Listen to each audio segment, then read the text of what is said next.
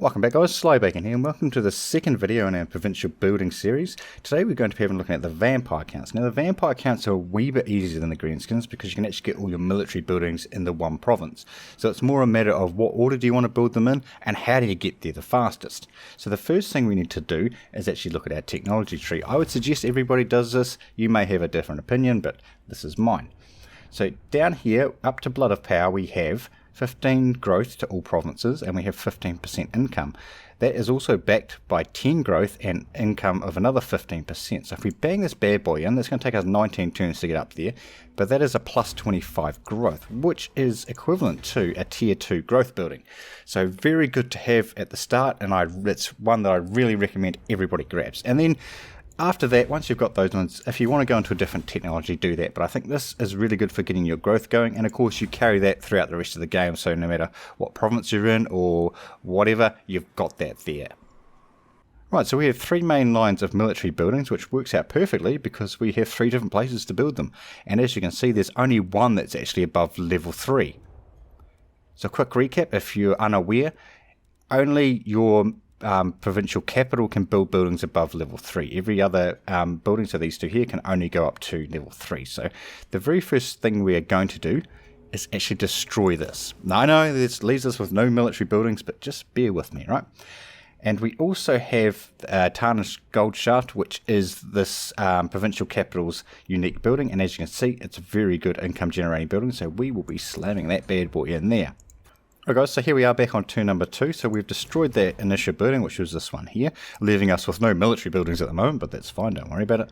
We're going to go into this building here, which is going to start unlocking this military chain for us, so that's quite good. We also have our army set up here, so we're going to be attacking this.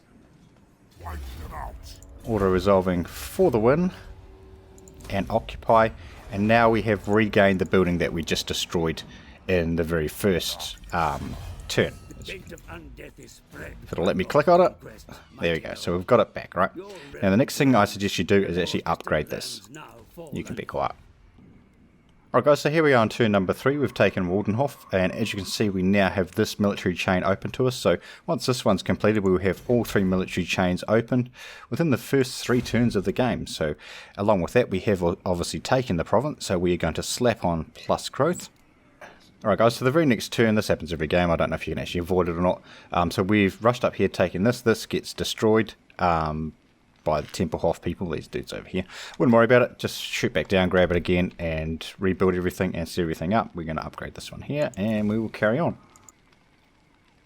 Right, so we've upgraded both Waldenhof and Eschen, I guess that's how you pronounce it. So we're going to build the exact same buildings in here, which is going to be the growth building. So in both of these provinces, we're also going to upgrade both military buildings. So that's this one here. And this one here. Now, unfortunately, we're not going to be able to get Graveguard until we actually unlock this here, which is now where we're going to be working towards back in Castle Drakenhof.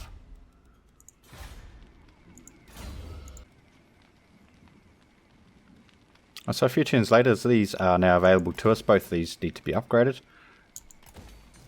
Now we want to get this, like I said, up to level 3, which is up to here, so then we can start building into the armory and we can actually start unlocking these chains here. So that's our next focus.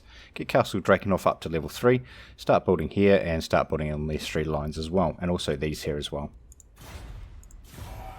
Alright guys, so Castle Drakenhof is now up to level 3, so that's awesome. So we're going to be upgrading the military building, we're going to be upgrading the mine, and we are going to also be building the armory. Get in the right building, there we are.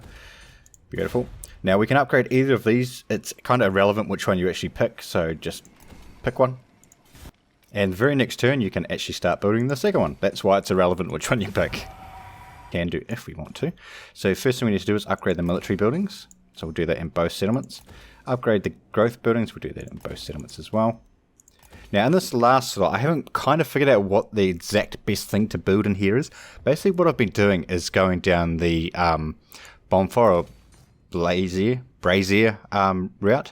Basically that's just so I can start spreading corruption into the neighbouring areas. If you're having issues with public order, pick one of these ones. If you're particularly in here, because you've got this wine producing one, so that's obviously really good. If you're having issues with public order, build that. That's also going to increase your income through trade.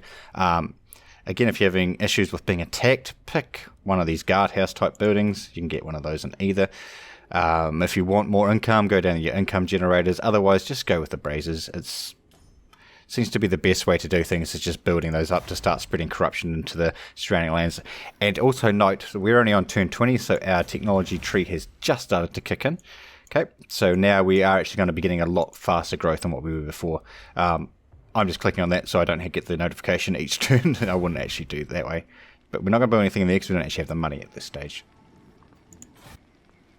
Alright guys, so I switched these around. So I did go into the wine producing one here, not for the public order, just for the extra income. And also put the brazier in this one. So basically what we're going to do now is just continually upgrade this until it gets up to level 3. And same with this one, this will kind of go up to level 2. And then we're going to put everything into Castle Drakenhof because that's all that's left. So you can see how fast this actually goes. Okay, so back again, we've just finished upgrading Castle Drakenhof up to level 4, so we'll jump in there. We need to upgrade everything in there. So this one first, upgrade the armory, upgrade this. That one's already upgraded. We've got an extra slot, so really the only decision you need to make is which one of these do you want to get first. Do you want to get the Necromancer or do you want to get the Vampire first? Each has their own particular buffs and stuff that you can actually get. I always go with this one just because it unlocks the Vargulf and the Terrorgeist for us. But at the end of the day, it doesn't really matter. You're only going to be a few turns away. I think it's like 7 turns until we can actually upgrade to level 5. So pretty much by the time we've got 5 turns for that one to be complete, pretty much by the time we get to level 40, we're going to have all of our military recruitment available to us. So that's pretty good.